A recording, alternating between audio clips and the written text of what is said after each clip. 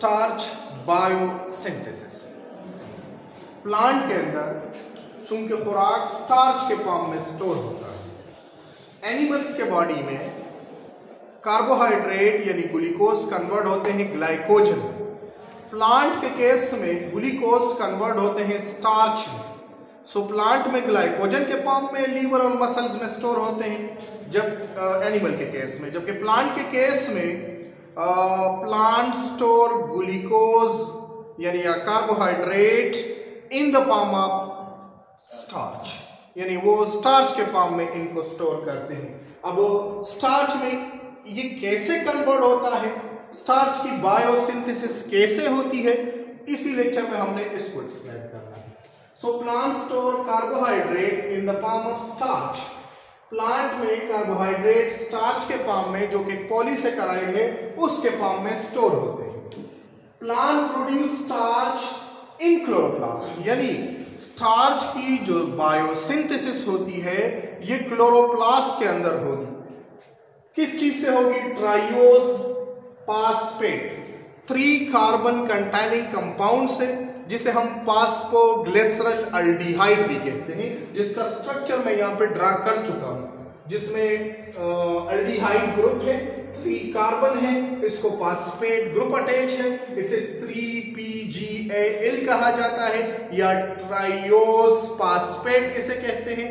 This compound is the precursor for both sucrose as well as starch. लेकिन फर्क ये है कि सैकरोज के केस में ये ट्राइयोस फास्फेट क्लोरोप्लास्ट से ट्रांसपोर्ट होता है साइटोप्लाज्म में और वहां पर रिएक्शन होकर यूरिडीन डाइफॉस्फेट ग्लूकोज यूटिलाइज होकर बना लेता है। और यहां पे इन केस ऑफ स्टार्च ये ट्राइयोस फास्फेट क्लोरोप्लास्ट में मुख्तलिफ किस्म के रिएक्शन करके एडीपी यूटिलाइज करके एडिनोसिन डाइफॉस्फेट, यानी यहां पे जो नाइट्रोजीनियस बेस होता है वो एडेनिन होता है, वहां पे जो नाइट्रोजीनियस बेस था वो यूरेसिल्स था।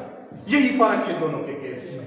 अब ये जो ट्राइयोस फास्फेट है ये अल्डोलेज एंजाइम्स की मदद से कन्वर्ट होते हैं परैक्टोज 1,6 बाइफॉस्फेट में। यानी ट्राइयोस फास्फेट के 2 मॉलिक्यूल्स, क्योंकि ट्राइओज 3 कार्बन कंटेनिंग कंपाउंड है और यही 3 कार्बन कंटेनिंग कंपाउंड जिसमें 1 फास्फेट, दूसरा 3 कार्बन कंटेनिंग कंपाउंड जिनमें 1 फास्फेट, ये दोनों कंबाइन हो जाएंगे, ये 6 कार्बन कंटेनिंग परैक्टोज बनाएंगे।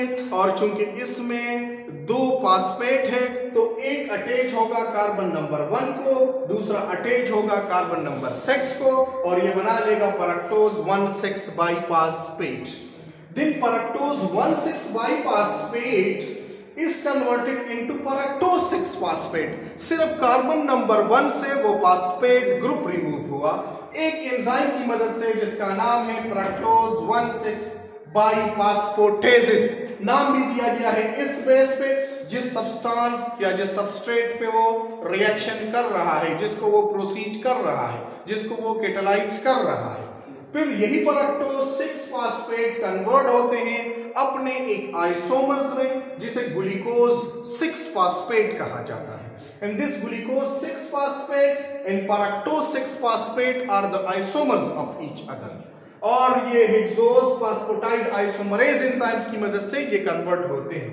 Then glucose 6 phosphate is converted into glucose 1 phosphate और यही वही म्यूटेजेस एंजाइम यहाँ पे यूटिलाइज होते हैं और यही ग्लूकोज 6 फास्फेट से यानी कार्बन नंबर 6 से सिर्फ जो है ना ये जो फास्फेट ग्रुप है वो आ जाते हैं कार्बन नंबर 1 को और फिर ग्लूकोज 1 फास्फेट जो है ना ये वो एडीपी ग्लूकोज फास्फोराइलेजेस एंजाइम्स यूटिलाइज होके एडीपी जो है ना वो अटैच कर लेते हैं एडिनोसिन डाइफॉस्फेट जिसमें नाइट्रोजीनियस बेस एडेनिन होता है और सैकरोज के केस में नाइट्रोजीनियस बेस यूरेसिल्स प्रेजेंट था, वहां पे यूरिडीन था, यहाँ पे एडेनिन है। सो ये बना लेता है ADP glucose and then that ADP glucose is converted by starch synthesis enzyme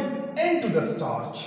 और स्टार्च की ये सारे जो सिंथेसिस होती है, ये सारे रिएक्शन होते हैं जिनके लिए एंजाइम्स क्लोरोप्लास्ट के अंदर अवेलेबल होते हैं, और क्लोरोप्लास्ट जो है ना वो इसको फिर यूटिलाइज करके इस रिएक्शंस को करवा के बना लेता है स्टार्च।